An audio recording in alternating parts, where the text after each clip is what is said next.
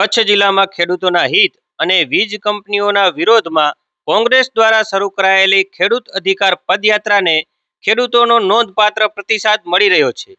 આ પદયાત્રાની શરૂઆત ગઈકાલે વ્રજવાણી ગામથી કરવામાં આવી હતી, જે ગેડી ગામમાં જઈને આજે આગળ વધી રહી છે। આજે બપોરે પદયાત્રા સેલારી ગામેથી ઉમિયા તરફ રવાના થઈ છે। કોંગ્રેસના આગેવાનો ખેડૂતના પ્રશ્નોને લઈને સરકાર સામે અવાજ ઉઠાવી રહ્યા છે। ખેડૂતોનો આક્ષેપ છે કે વીજ કંપનીઓની કામગીરીથી ખેતી અને ખેડૂતોના હિતને નુકસાન થઈ રહ્યું છે। પદયાત્રા દરમિયાન વિવિધ ગામોમાં સભાઓ યોજાઈ રહી છે। આ યાત્રા દ્વારા ખેડૂતોના અધિકારોનું રક્ષણ અને તેમની માંગણીઓને સરકાર સુધી પહોંચાડવાનો પ્રયાસ કરવામાં આવી રહ્યો છે। મહત્વની વાત એ છે કે આ ખેડૂત અધિકાર પદયાત્રા અંતે ભગવાન શ્રી કૃષ્ણની નગરી દ્વારકા સુધી પહોંચશે। હાલ આ પદયાત્રા સેલારીથી ઉમૈયા તરફ આગળ વધી રહી છે અને આગામી તબક્કામાં અન્ય ગામોમાં પણ પહોંચશે। આજે આ ગેડી ગામની પવિત્ર ભૂમિ ઉપર ખેડૂતોના હક અને અધિકારની લડાઈ લડવા માટે, આપ સૌને ન્યાય આપવા માટે એક સરકાર સામે તમારો બુલંદ અવાજ ઉઠાવીને વ્રજથી કરીને દ્વારકા સુધી પદયાત્રાનું આયોજન કર્યું છે। એવા ખેડૂતને આપણા આગેવાનો છે। આપ સૌના જે પ્રશ્નો છે એ પ્રશ્નોને સરકાર વાચા આપે, તમને બધાને ન્યાય આપે।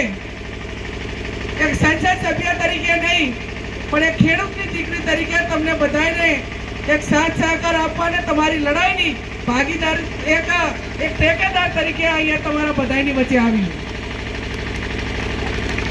અહીંયા આપણા આગેવાનોએ અલગ અલગ રીતે વાત કરી। જ્યાં બનાસકાંઠા હોય, આ બાજુનો સમગ્ર ઉત્તર ગુજરાત હોય, એ તમામ જિલ્લાઓમાં અલગ અલગ કંપનીઓ મોટા પ્રમાણમાં સોલાર બનાવ્યા છે। એ બાજુ વાવ, સોયગામ અને થરાદમાં પણ 4000 મેગાવોટથી પણ વધારે મોટા સોલાર પાર્ક ત્યાં રાગાનેડા અને સમગ્ર વિસ્તારમાં બનાવ્યો છે। આપ સૌને વહીવટી રીતે હું વાત કરું તો જે ખેડૂતો પ્રાઇવેટ જમીન આપે તો એને વીઘા દીઠ જે કરાર પ્રમાણે વળતર આપે।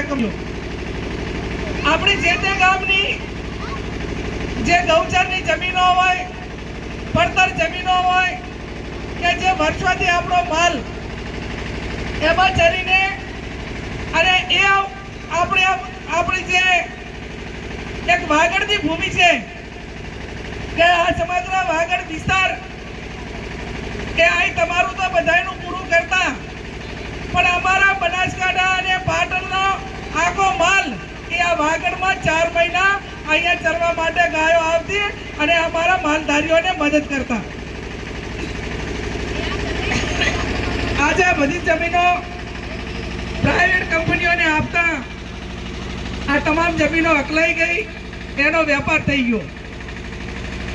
કોઈ પણ વીજ કંપની જ્યાં પણ એનો સોલાર બનાવે, જેટલા મેગાવોટનો બનાવે એનો 1 યુનિટનો ભાવ એ જે કંપની છે એ ઉત્પન્ન કરીને સરકારને 2 રૂપિયા ને 30 પૈસે આપે। એમ અલગ અલગ કંપનીઓના ભાવ લાલજીભાઈ પણ શરૂઆત એ 2 રૂપિયા ને 30 પૈસે। જે સરકાર આપણી જમીન, જે ખેડૂતોની જમીન છે, માલધારીઓની જમીન છે, જે તે ગામના પશુપાલકોની જમીન છે, એ જમીન મફતમાં જે વીજ કંપનીઓને આપે, એ વીજ કંપનીઓ જેટલી વીજળી ઉત્પન્ન કરે એ તમામ 2 રૂપિયા ને 30 પૈસે સરકારને આપે। એ વીજળી સરકાર એ આપણા ઘરના મીટર હોય તો યુનિટના 7 રૂપિયાથી ચાલુ થાય, તો વાણિજ્ય હોય, ઉદ્યોગ હોય, એમ કરીને છેલ્લે 1 યુનિટના 17 રૂપિયા પ્રમાણે એ એનું વેચાણ કરે। મારી વાત સાચી કે ખોટી લાલજીભાઈ? 2 રૂપિયા ને 30 પૈસામાં તમે જે વીજળી લ્યો છો એનો વેપાર તમે 17 રૂપિયા સુધી કરો છો, તો તમે ખેડૂતને શું આપો છો? અને જે કંપની જેટલું રોકાણ કરે એ 20 લાખનું કરે, 20 કરોડનું કરે, 50 કરોડનું કરે, એ કંપનીને તમામ રોકાણ જેટલું કરે એ 5 વર્ષની અંદર એ કંપનીનું તમામ રોકાણ એ 5 વર્ષનો જેટલું વીજ પુરવઠો ઉત્પન્ન થાય એ 5 વર્ષમાં એનું વળતર મળી જાય છે.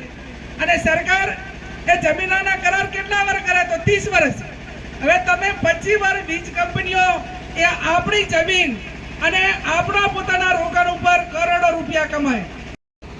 એ માને અમે દવાખાને લઈ જવા, પણ જો અમે એવી આ દુનિયામાં સેવા અને પ્રેમ બહુ બદનામ થાય છે અને સત્ય બોલવાની મને ટેવ છે. કોઈના બાપની તાકાત નથી કે તમારા ખેતરમાં તમારી મરજી વગર કઈ કરી શકે. એના માટે અમે અને અમારી ટીમ લડીશું, પણ ચૂંટણી આવે ત્યારે વાહો નહીં બતાવવાનો. બોલો, છો તૈયાર? છો તૈયાર? તમે હાકેડમાં આવો ત્યારે અમારે ભાઈ અમને આવી મેલી ધોતી પહેરવાનો શોખ નથી. આવી મેલી ધોતી પહેરવાનો શોખ નથી. અમારા વીઘા તમને કહીએ તો પગમાં પડો કે આ બાવો એટલા વીઘા ક્યાંથી લાવ્યો. આ રણમાં હાલવું, પરિવાર મૂકવો, ધંધા મૂકવા, સાંજ સુધીમાં ધોતીના કલર બદલી જાય એટલું દોડવું. શું અમારે અહીંયા ચૂંટણી લડવા આવવું છે? એટલે કડવું છે, 2-5 મિનિટ વાત પણ કરવી છે, પણ તમારા માટે અમે તાકાતથી લડીશું. પણ જ્યારે ચૂંટણી આવે ત્યારે અમારે તો જરાક ભાજપમાં આમ કરવું પડે, ભાજપમાં આમ કરવું પડે તો કાઢો હાથ બારમાંથી નામ. ધર્મના નામે તમને ને અમને એ જે ગુમરાહ કરે છે. હું રિપીટ કરું કે કોંગ્રેસ પાર્ટી માટે એ લોકોએ ન બોલવાનું, વર્ષોથી બોલીને જે નવી પેઢીના મગજમાં નકારાત્મકતા ગાલી છે એના માટે બીજા બધા ઉદાહરણો તો અનેક આપી શકાય. પણ ગેનીબેન અત્યારે છે તમારી ને મારી માં અને બેન બેઠી છે એની હારોહાર માટીમાં બેઠી છે. એનાથી મોટી સાત્વિકતાનું કોઈ ઉદાહરણ ન હોય. એટલા માટે તમને વિનંતી કરીએ છીએ કે ક્યાંક ને ક્યાંક અમે વ્રજવાણીથી દ્વારકા જઈ રહ્યા છીએ, ટાંગા તોડી રહ્યા છીએ. સમય નથી, નહીં તો પગમાં જે ફોલ્લા પડ્યા છે એ ફોલ્લા બતાવવા માટે તૈયાર છીએ. પણ બાપ, ક્યાંક ને ક્યાંક તમે ભૂલ કરી છે એટલે આ ભોગવવું પડ્યું છે. એ લોકો એવું કહે છે કે અમે આ કર્યું, અમે તે કર્યું. સાહેબ, મેં તમને એક મકાન આપ્યું હોય, 5 કરોડનું મકાન આપ્યું હોય અને એ મકાનની અંદર ઉધઈ આવે, ઉધઈ, અને ક્યાંક એક દરવાજો નબળો થાય તો તમારી ઉધઈ માટે 200 રૂપિયાની દવા છાટી જાય. એ મહાન કે 5 કરોડનું મકાન આપનાર મહાન? મારે જવાબ જોઈએ છીએ. કોણ મહાન? જેને મકાન આપ્યું છે એ જ, હા કે ના? 5 કરોડનું મકાન હું આપું અને કોઈ માઈ કાંગલો આવીને તમને 200 રૂપિયાની ઉધીની દવા દઈ જાય એટલે બાપુ ગયો તેલ પીવા અને બોલો 200 રૂપિયા વાળો મહાન આવું હાલે? તો હું કામે 31 વર્ષથી પત્તર રગડો છો, પાછા વરો પાછા. સમજાય? હું એ કહેવા જાઉં છું કે જે આપણે હવામાં ફરીએ છીએ, જે આપણે ગૌરવથી કહીએ છીએ, જ્યારે દીકરા અને દીકરીનું માગું નાખીએ ત્યારે કહીએ છીએ કે મારી પાસે 50 વીઘા જમીન, મારી પાસે 100 વીઘા જમીન, મારી પાસે 200 વીઘા જમીન. હા કે ના? એ 7/12 તમારું મારું નામ છે, હા કે ના? કોઈ એ જાણકારને પૂછજો કે 7/12 જે નામ છે એ નામની જે જનતા છે એ જનતા કોંગ્રેસ પાર્ટી છે, કોંગ્રેસ પાર્ટી છે, કોંગ્રેસ પાર્ટી છે. અને સાહેબ, હું તમારા બધા કરતા કદાચ વધુ આધ્યાત્મિક છું. હું જાણું છું કે આ દુનિયામાં અને સનાતન ધર્મની અંદર ધર્મના નામે જે પોતાના રોટલા શેકે ને એનાથી મોટો કોઈ પાપી નથી.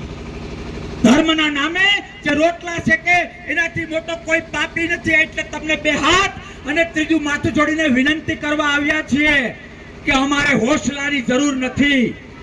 અમે આંતરિક કાનુડાની દયાથી એ તાકાતથી લડવા માટે તૈયાર છીએ. પણ અમે તમારા માટે મહેનત કરીએ અને સમય આવે જો તમે વાહો બતાવશો ને તો અમારું મનોબળ ક્યાંક નબળું પડશે. હા કે ના?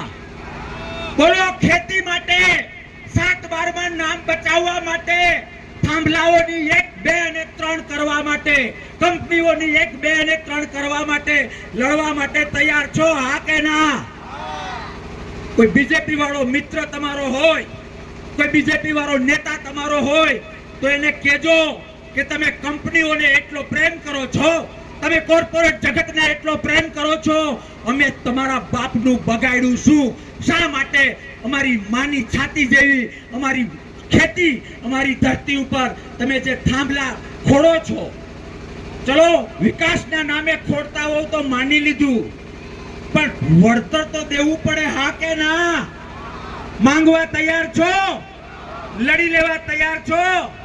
અને ભાઈ 7 બારમાં નામ રાખવું હોય તો તમારે અમને ટેકો દેવો, આ યાત્રાને ટેકો દેવો, કોંગ્રેસને ટેકો દેવો એ ફરજિયાત છે. એ મારા શબ્દો યાદ રાખજો. જ્યારે ડોક્ટર રજા આપી દે ને, ડોક્ટર કે હવે જે ઘરે થાય સેવા કરી લો, પછી આપણી માએ આપણે શીખવાડેલું છે કે આપણે ભગવાનના શરણે જઈએ છીએ. હા કે ના? આપણે બાધાઓ રાખીએ છીએ. હા કે ના? જ્યારે જ્યારે કૌરવોનું અસત્ય વધી ગયું હતું, જ્યારે જ્યારે કંસ નો ત્રાસ વધી ગયો હતો, જ્યારે જ્યારે રાવણનો એક ત્રાસ વધી ગયો હતો, ત્યારે રામ અને કૃષ્ણએ એ સત્યને વિજય અપાવ્યો હતો. હા કે ના? અને એ ભરોસે આ ખેડૂતની દુશ્મન, આ ભ્રષ્ટ ભાજપ, ગુજરાત સરકાર, બીજેપીની આઈડિયોલોજી જે ખેડૂત ઉપર પ્રહાર કરીને ખેડૂતોને ત્રાસ આપે છે. અમે અનેક રજૂઆતો કરી પણ એના કાન ખુલતા નથી. અને એટલા માટે સતી માતાના દર્શન કરીને હવે વાત કોર્ટમાં નથી, હવે વાત પક્ષાપક્ષીની નથી, હવે વાત કાનુડાના ચરણમાં મૂકવાની છે. કાનુડાના ચરણમાં મૂકવાની છે. અને મને ભરોસો છે કે કાનુડાએ મહાભારતમાં સત્યને સાચવ્યું હતું. મને ભરોસો છે કે કાનુડાનો જ અવતાર પ્રભુ શ્રી રામે રામાયણમાં સત્યને ક્યાંક ને ક્યાંક રક્ષણ આપ્યું હતું અને એની રક્ષા કરી હતી. હા કે ના? અને આજે કળિયુગમાં મારો નાભીશ્વર કહે છે કે અમે ચાલતા ચાલતા દ્વારકાધીશના ચરણોમાં જઈશું અને એને કહીશું કે બાપ, તે અમને મોકલેલા છે. ખેડૂત છીએ તો તારી કૃપાથી છીએ બાપ. આ રાક્ષસોની બુદ્ધિ, આ રાક્ષસોની નીતિ, આ રાક્ષસોને ખેડૂત પ્રત્યેની જે નફરત છે એમાંથી બહાર તું કાઢ. અને ભરોસો છે મને મારા કાનુડા ઉપર, ભરોસો છે મને મારી કુળદેવી ઉપર. બોલો તમને છે? હા કે ના?